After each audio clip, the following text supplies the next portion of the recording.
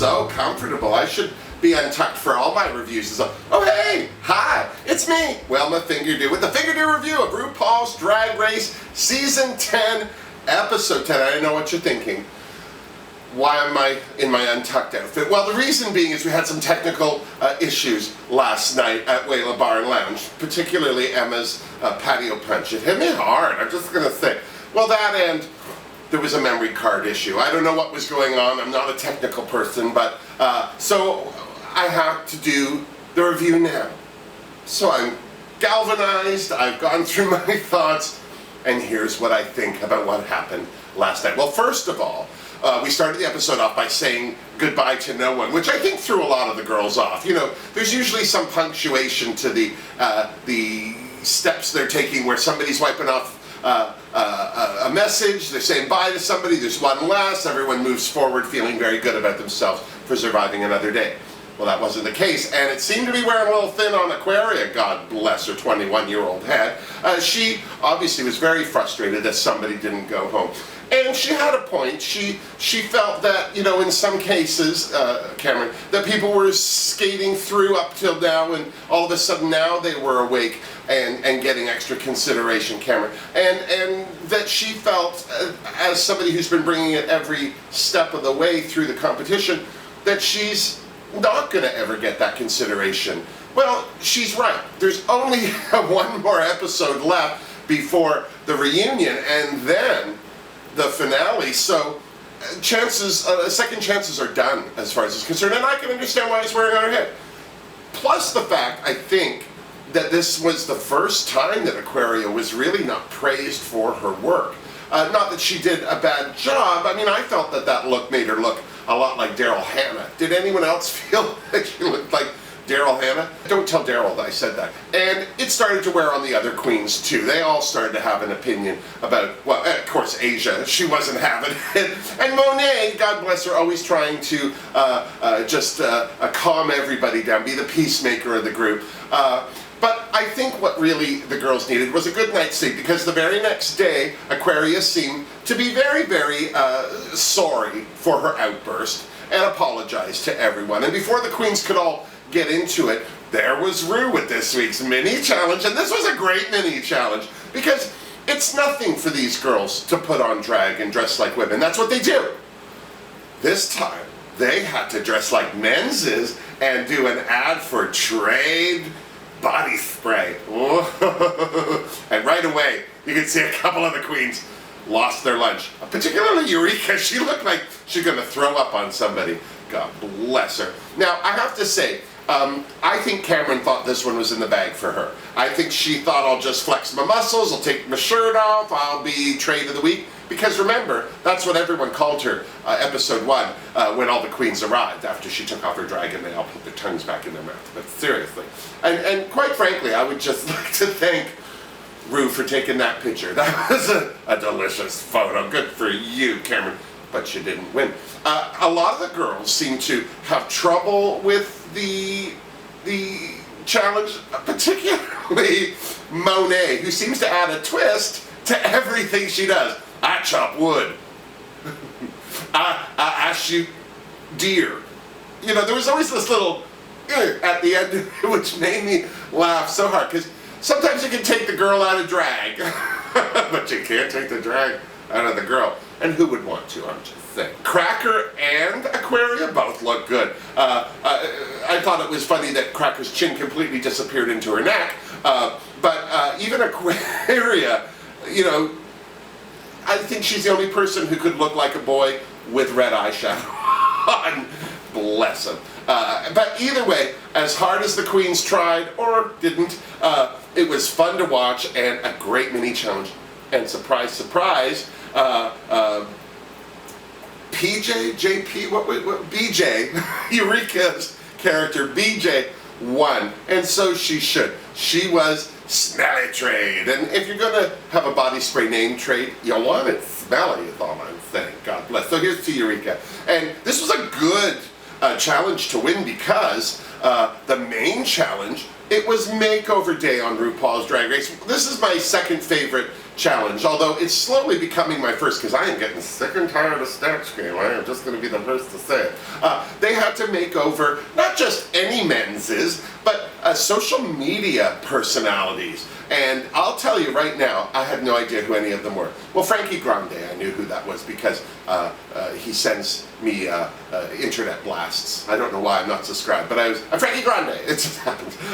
But Eureka, because she won the mini challenge, got to pair off the girls with their social media boys. And I'll tell you, I am happy to see a queen finally not care what other people think about her and just make choices that best suit her. And especially after Ru had that moment with Aquaria last week where she said, no, I just let everyone pick. It's like, are you an idiot? So I think that Aquaria, particularly getting Kingsley, was definitely Eureka being strategic. She gave a difficult person, somebody who they didn't have similarities to begin with. Well, they weren't even the same color, God bless, but that had nothing to do with it. Monet had Tyler Oakley, and I have to say, he was a hoot and a half. He was really into getting made up and all of that, and was quite surprised to hear he had a fat ass. Which I think is so funny that in drag or, you know, even the gay community, having a fat ass ain't the worst thing in the world, I'm just going to say. It's the ass age, as I like to say. I thought that was a good pairing. I don't think that Eureka was being strategic with that either. I thought it was very smart of her to grab Frankie Grande for herself, only because big personality, he wasn't going to hold back anything. So anything that Eureka, as a larger-than-life queen, and I don't mean that just about her size, she's just larger-than-life all the time. She needed somebody of equal energy for her. I thought that was a great choice. The other queen, like Jeffrey, Chester C. I don't know who he is. I'm not but he's a singer. He's a performer, and he scared me. His pairing with Cracker scared me because he seemed very quiet. He seemed very kind of low-key, thank God that RuPaul went through the room, because it seemed to warm Cracker and Chester up a little, or at least Chester, who was another one who had a fat ass. I wish we had better shots of their asses, because I didn't see a fat ass there. I just thought, a very attractive man with a beard. And you know, this is the thing with the makeovers, the ones with the beards usually are the best makeovers. Just going to throw that out there now, I'm just saying. Another girl who had some trouble, but it was her own personal demons, not anything that Eureka was strategizing with, was poor Cameron with Anthony. The minute Cameron found out that Anthony was straight, he shut down a little bit. Now, Cameron says he has issues with straight guys because of how he was picked on in his life by straight guys. Now, I have to say, I understand that. I totally know that feeling. I'm not often comfortable in a room with a bunch of straight guys in it because I just, they're going to pick on me, they're going to say hateful things, I don't know. It's just my life experience. So I'm always pleased when I see a straight person who's not, you know, a total douche. And God bless Anthony. I don't know who the hell this guy is either, but adorbs. And he was so sweet, and I felt badly that Cameron shut down in front of him, and I could see him kind of sensing there was a problem. But I'm wondering if it was really just that, or if maybe Cameron was flirting with him a little before he found out he was straight, then found out he was straight, and then was embarrassed by himself. Because clearly, I would like to see them in a video too. Because, let's just say it, Eureka is no fool, y'all, just saying. Thank God that Ru's little chat with Anthony and Cameron seemed to loosen them up too. In fact, I would just like to say this whole workroom seemed to be a little looser and freer. Well, except for Cracker, who's, you know, tightly wound, but bless her.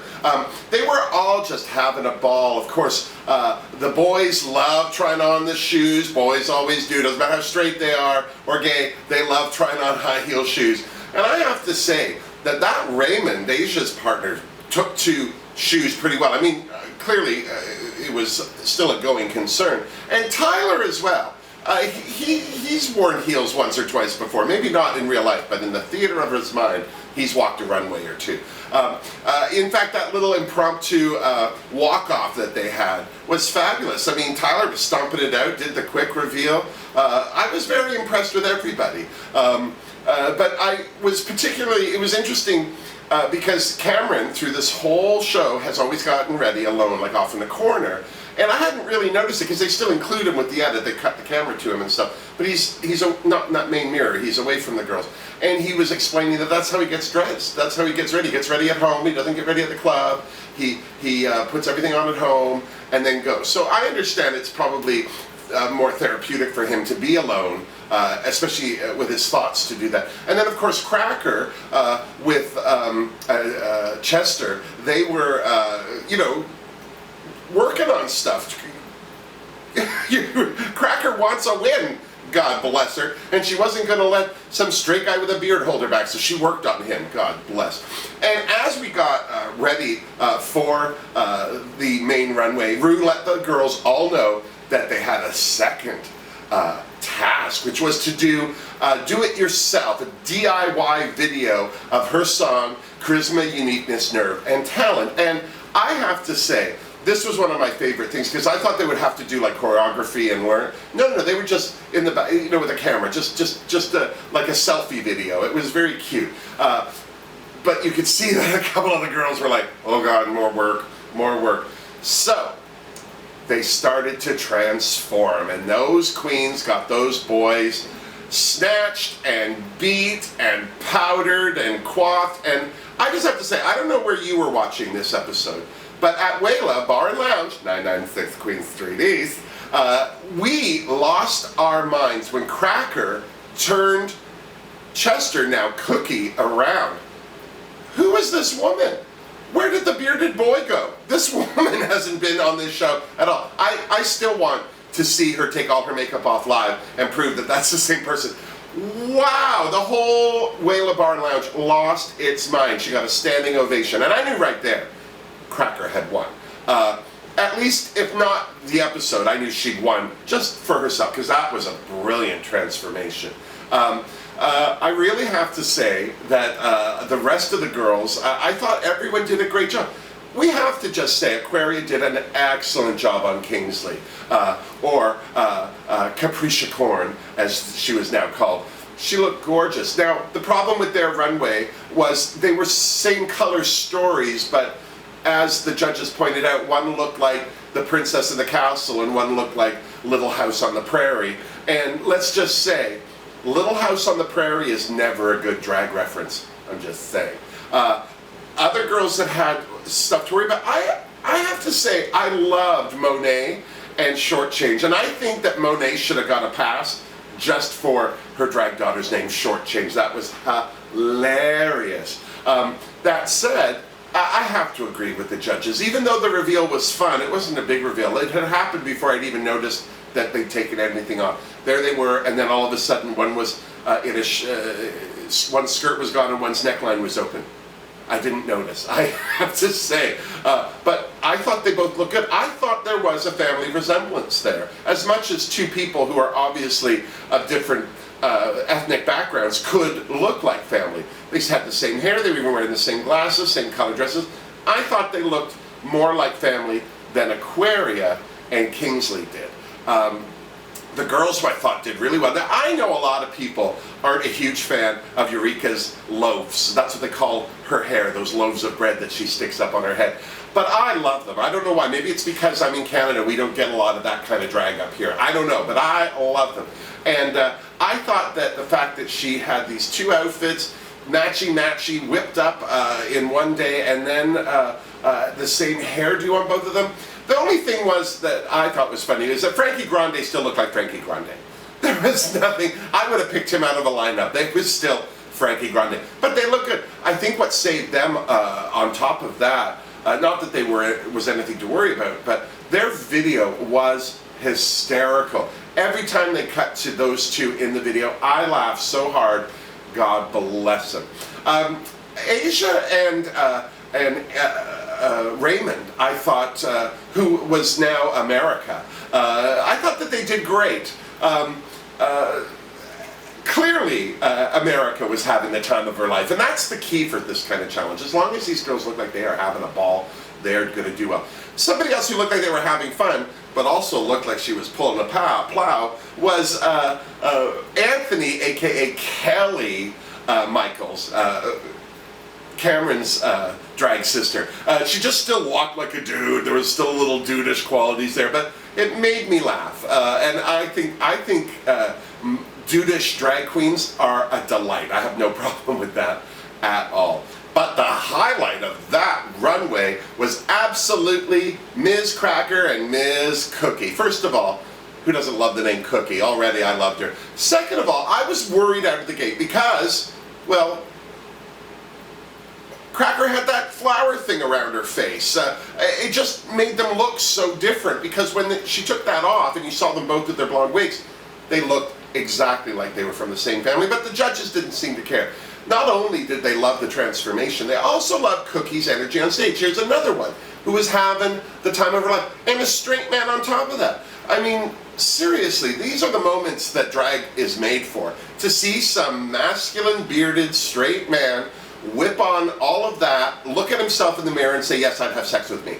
I'm hot. That is the best thing. And I have to say, it was such a great moment for Cracker because she has worked harder than anyone through this whole challenge, mostly to her own demise, and yet here she is throwing down during the makeover challenge. Here's to you, Cracker. Well done, seriously. So of course it was absolutely no surprise to anyone that Cracker won this challenge. Clearly she did the best, and if she was going to win a challenge, I think this one was a good one for her because if you've not seen her tutorials on YouTube, you should go check them out because they're absolutely fantastic. I think she's great, and I think that this win for her will do a lot mentally for her on a positive level because she really has been kind of wallowing in her own thoughts lately, bless her. Aquaria, who seemed to be a little worried about where she had landed this week, was safe, and it was down to Monet and Cameron to lip sync. God bless. Now I have to say, I agree with Michelle Visage that Monet has never looked better, but I think she's beautiful anyway. I think she's got a beautiful face. I personally don't mind those pussycat wigs because it lets us see her face. That said, I have to say, this is the thing for me with a lip sync battle. This is what my opinion was last week. This is still my opinion. I prefer to watch a drag queen perform the song as opposed to just performing. Now last week I felt that Eureka had performed the song. She was singing the song, doing the song. Whereas Cameron was doing a lot of dancing and moving her head and everything because she had that prosthetic mask on. She couldn't really move her face too much. You couldn't really see a lot of emotion. So she was shaking and dancing and going to town that way. So I thought she was compensating for her face mask. This week she was still doing the same thing, a lot of hairography from the school of Britney Spears, you know, and I don't have a problem with that, but it to me is more of a performance to the song than a performance of the song. So in my opinion, I thought that Monet was doing better than Cameron until she left the stage. What the hell was that? I know in the song that Lizzo's saying that she's walking out the door, but I think it was a huge mistake for Monet to walk out the door. Even though when she came back it was hilarious, she slid down the runway till the stage stopped her. She's great, she's a great performer.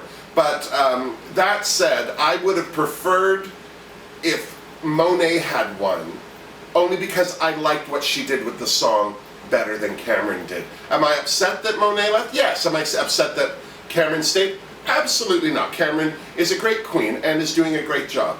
That said, it was sad to see Monet go, especially the sponges. Bless. I'm so glad I had that hat from last week. I don't know where the hat is right now, but I have to say, it was sad that Monet had to sashay away. But now there really is only 5 girls left.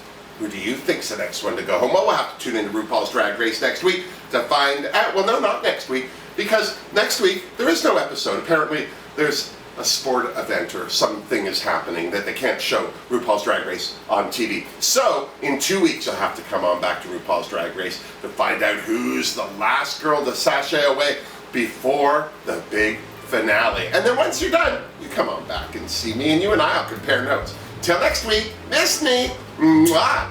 Seriously, Jorge, there's nothing in this. Why have I been holding this the whole time with that? Oh.